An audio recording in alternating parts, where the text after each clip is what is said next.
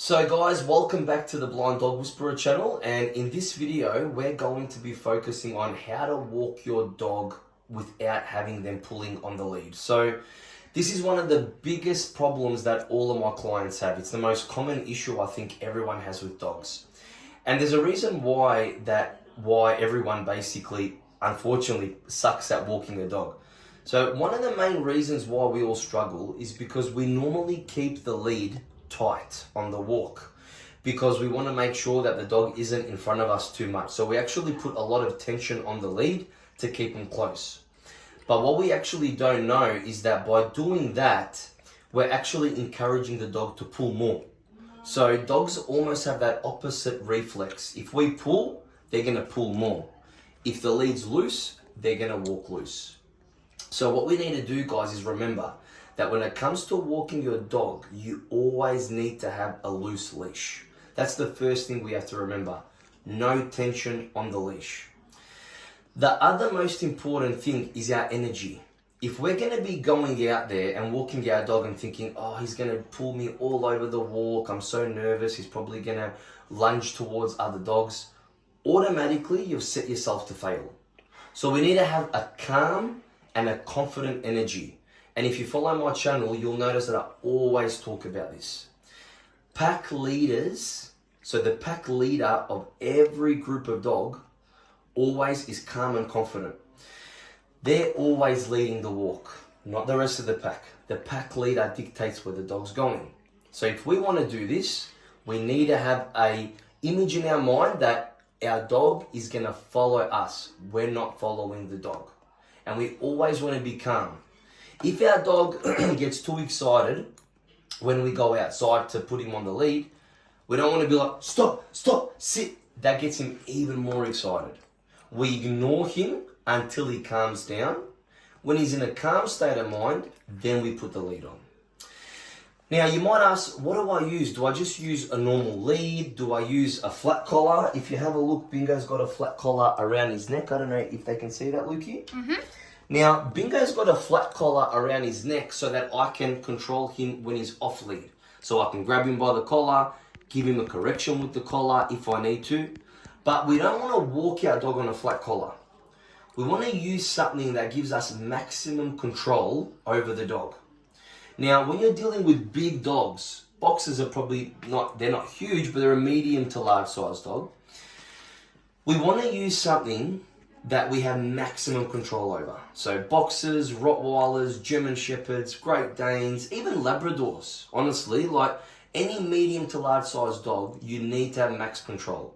When you have a smaller breed of dog, you could possibly get away with the flat collar because they are a little bit easier to control. But if they're massive pullers, I always recommend this tool here. It's called the Gentle Leader or the Nose Halty. They come in different names. This looks like a horse's bridle, okay? So if you look at a horse, they've got the bridle around their nose and it goes around the back of their head. And then the people clip on a lead to it and they can control the horse now wherever they go because they're controlling the head. Where the head goes, the animal goes. But if we use a flat collar, dogs are very powerful in their neck. They're good at pulling. Or even worse, I don't understand why people use a harness. Harness is around the dog's torso. A dog's torso is the most powerful part of their body. How are we going to control them from their chest? It doesn't make sense. It's like looping a rope around a horse's torso and trying to control them. There's no chance we're going to be able to do that. Harnesses are meant for dog sledding or search and rescue, okay, or service dogs. All these dogs are actually trained to pull the person. So I wouldn't recommend a harness. You can use a slip lead, and a slip lead or a check chain is where the tool actually goes around the dog's neck, and when you snap that motion, it gives the dog correction, it tightens up, and then it loosens. That's a good tool, but you need to know what you're doing with that. You need to have experience. You need to know when to correct the dog. You also need to know how to let go of the pressure and train the dog to be able to actually understand the pressure.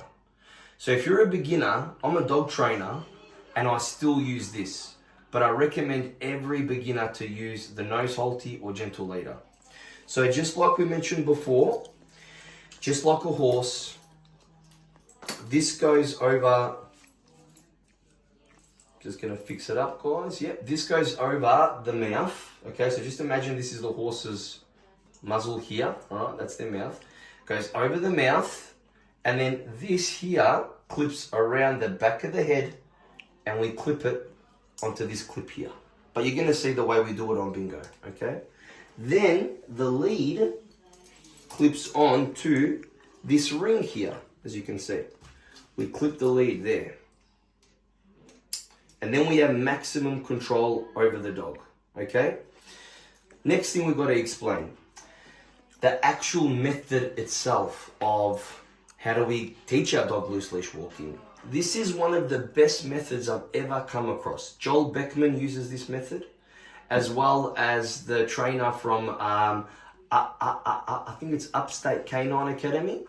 These are great methods, and they're the easiest methods for your dog to understand how to walk, and probably the easiest method for us humans to do as well. Basically what we're going to do, guys, is once that lead is on your dog in the halty, and you take a step forward, if your dog starts to launch off to go for a walk, you let them hit the end of the lead and they correct themselves. Because a correction is a quick snap. A correction is not a pull. If you pull to correct your dog, that doesn't mean nothing to them. Remember, it's the opposition reflex. You pull, they're going to pull back. The correction is a snap. It's more like this. It's tension to loose. So it goes loose, tense, loose. Loose, tense, loose. That's how you correct a dog, okay? So we let the dog correct themselves. So imagine this hand is the dog's head, okay? It's walking, walking, walking, and it wants to walk in front of us. We let the lead go loose. When it goes tight, it corrects him, and then we turn around. We do a U-turn. We turn around, and we start again. And the dog will keep on hitting the end of the lead every time it wants to launch forward. And what it's going to learn is, the more I pull, I get corrected and it's uncomfortable, and we turn around. I don't want that. I want to keep moving forward. And then when the dog moves forward, then we keep moving on and we keep on walking forward. What I would recommend, guys, is whenever your dog makes eye contact with you, because your dog will start checking in with you. Every time your dog launches forward and it gets corrected, it will look at you like, oh, what do I do now? Then we need to reward that with praise or treats. So we mark it with the word yes, and we give the treat, and we keep on walking, okay? And the dog will know, okay, so when the lead's loose, I get a treat when I check in with mum or dad, and we get to walk forward. Okay, I'm gonna do that. So remember, you let the dog walk, they will correct themselves, or if you're confident enough, just before they're about to hit that end of the lead, correct them yourself with that snapping motion, do a U-turn and come back. Once your dog is getting confident with that, when you start walking with your dog, you're gonna stop randomly. All right, you're going to stop randomly. We call it the stop and pop method. You stop randomly and you see if your dog stops with you and looks to you for, oh, are we stopping? Are we going? And this is a little bit more advanced when your dog's starting to understand not to pull. So you'll walk at one pace for like maybe 20 seconds, you'll stop. If they check in, beautiful, yes, and you treat the dog. If they don't and they keep walking, again, you correct them. They'll probably correct themselves if you don't correct them in time. But if you're quick enough, you can correct them just before they're about to hit the end of the lead. You stop, you bring them back to your side, and you continue.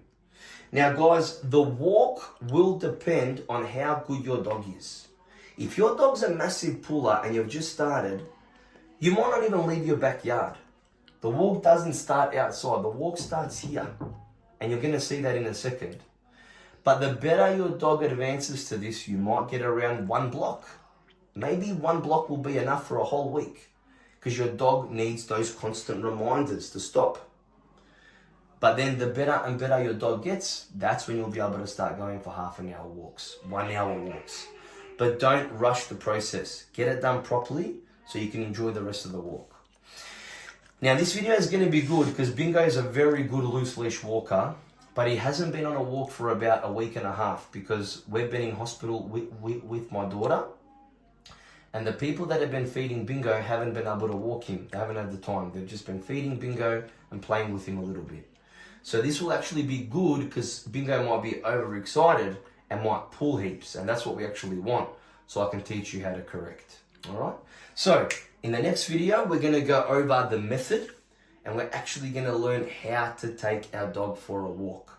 This was an introductory video to what tools do we use, what does the method represent, how do we do it, and how to correct your dog, and how quickly to advance to the next step. So the first step is going to be the U-turn method, and then later we'll do stop and pop. Was that alright, bro?